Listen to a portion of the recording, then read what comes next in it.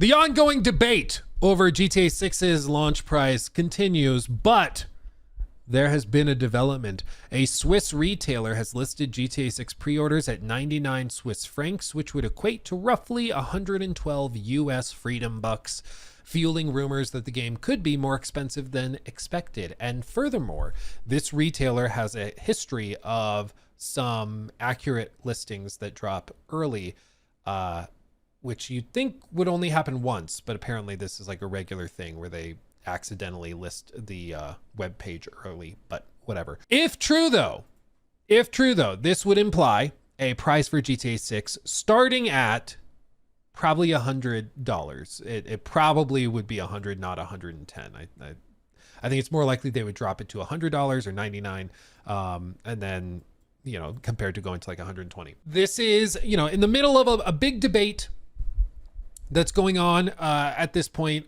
in the industry, because a lot of people are bringing up the fact that this is going to be bad for the industry. But then on the flip side, you have people that are defending it. You have people like XQC saying, I'm going to try to translate because sometimes it's hard to understand what he's trying to communicate.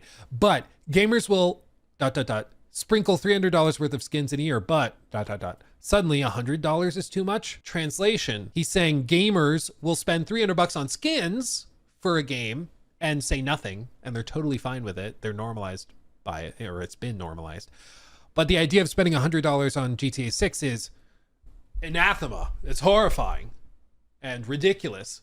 It's, dare I say, foolishness. And that's hypocritical, is XQC's argument. Now, setting aside the fact that like a guy that makes $300,000, $400,000 a month saying that you should like suck it up when it comes to a price, it's a little out of touch, like a little stupid. But there's I think this betrays something that's important to note, which is that the players who are spending $300 on skins in a year are the types of players who predominantly are playing like 1 or 2 games, period, like or in a year. Like they're buying 1 or 2 games, and that would be like GTA, or they might buy like one like smaller spin-off game like a GTA 6 if it's a big game that comes out.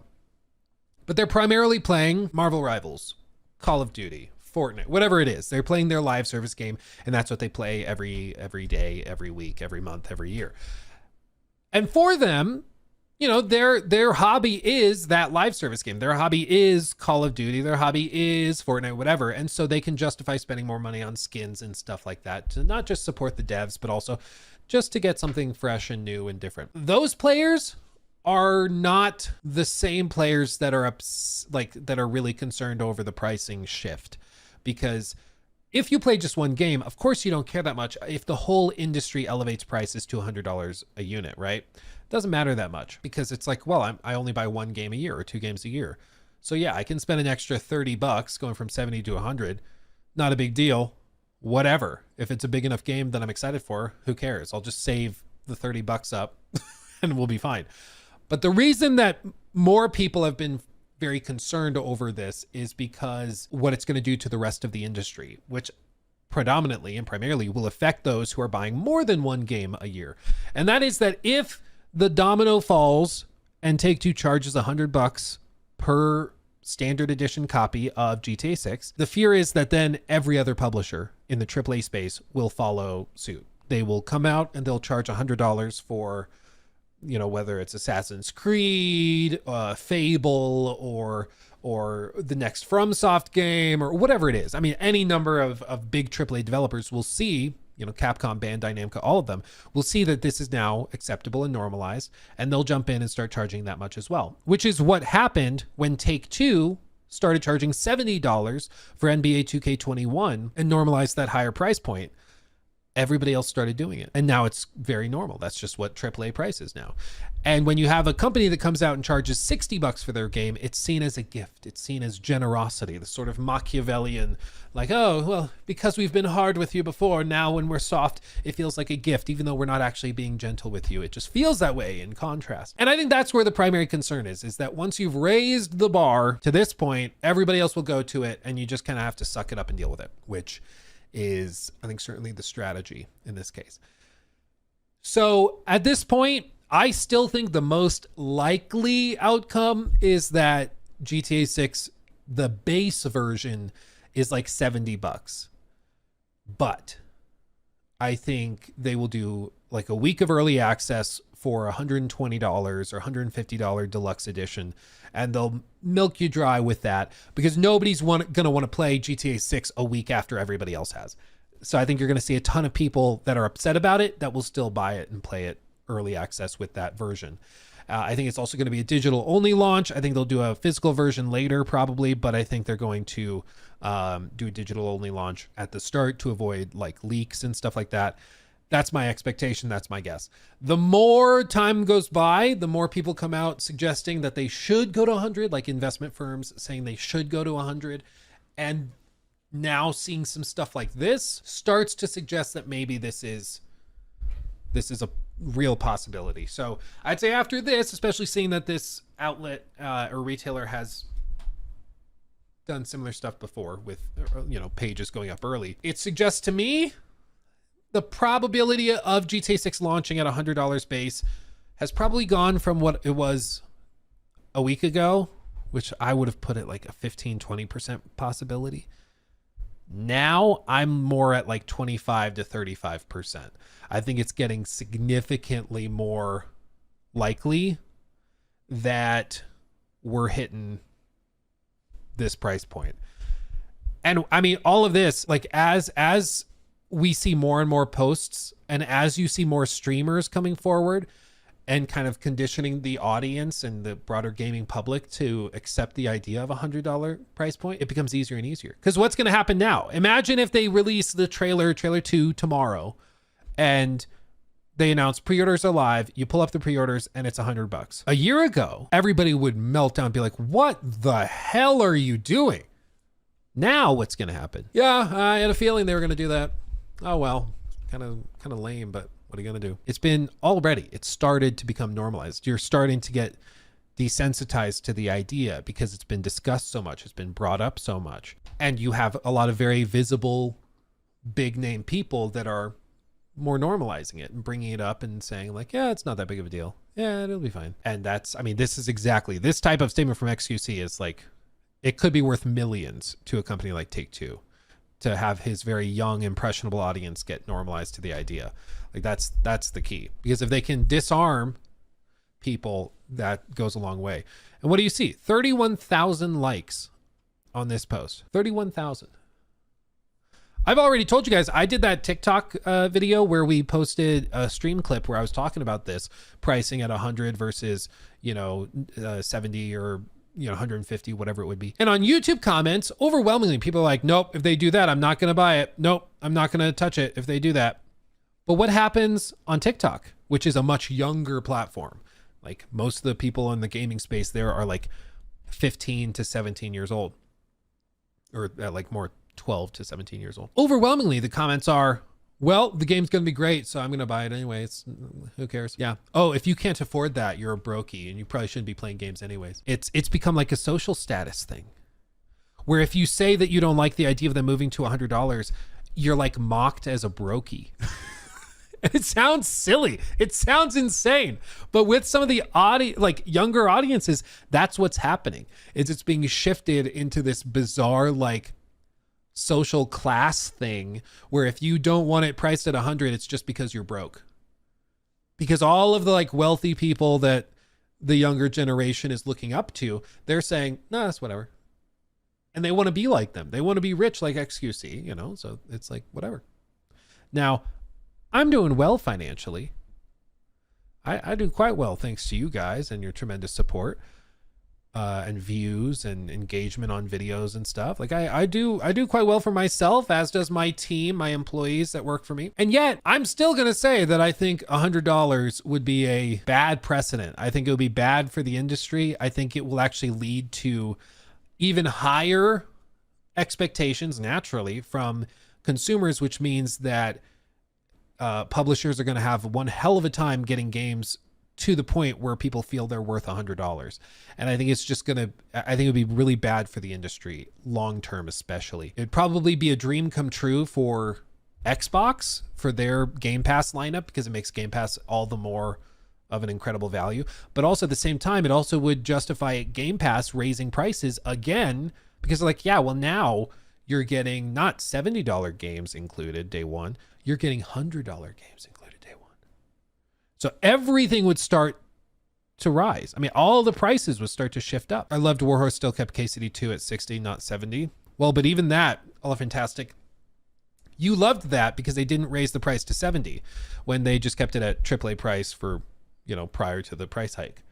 What's going to happen here is if the price is normalized up to $100, companies that release their games at 70, you're going to be like, oh, I love that they did that.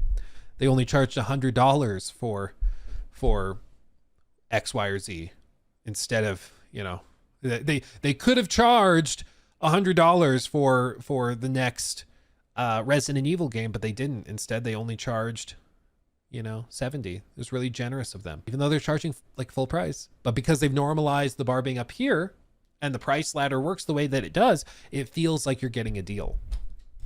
And that's part of the idea, it's basic human psychology. Just look at Kohl's, the store. Like, you'll see a pair of shoes in Kohl's and you're like, wow, it's 35% off. What a deal. If you Google that pair of shoes, the discounted price is just the normal price, but the sale makes it look like you're getting a really good deal when you're not. But you're weirdly way more likely to buy that pair of shoes because you think you're getting a good value. And the same thing would happen if a company launches a game at $70 or even $80, if $100 is perceived as the anchor point. Exactly. Because if the price is anchored up here, anything below that feels like a discount, feels good.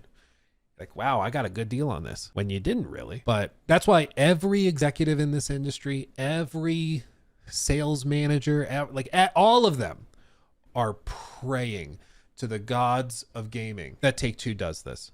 Because if they raise the price to 100, it will give them an excuse to start anchoring their prices higher, and everything else kind of follows.